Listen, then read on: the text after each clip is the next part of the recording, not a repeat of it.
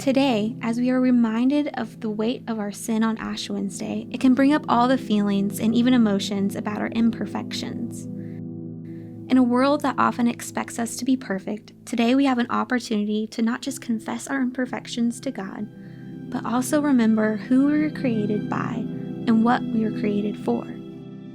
I often strive for perfection and crave approval of people, mostly because if I've won the approval of someone, I know there's much less room for conflict. Sometimes when we remember our shortcomings and sin, it's like we are being reminded of our conflict with God, and that deters so many of experiencing God's love and goodness. The truth is, this feeling and conflict is usually never wasted when it comes to becoming more like God. It actually opens a door for God to do a good work in our lives.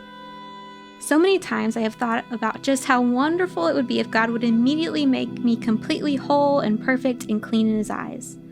I often second guess if I will ever stop messing up and asking God why. And then He promptly reminds me that the pursuit of holiness is a process, and God is the one in control. I love this illustration found in Romans 9. Here Paul reminds us that God is like a potter, and we are like clay. Take some time to listen to this passage. Who in the world do you think you are to second guess God? Do you for one moment suppose any of us know enough to call God into question? Clay doesn't talk back to the fingers that mold it, saying, "Why did you shape me like this?" Isn't it obvious that a potter has a perfect right to shape one lump of clay into a vase for holding flowers and another into a pot for cooking beans? If God needs one style of pottery especially designed to show His angry displeasure and another style carefully crafted to show His glorious goodness, isn't that all right? Today I just want to remind you that the Creator of the universe has shaped you.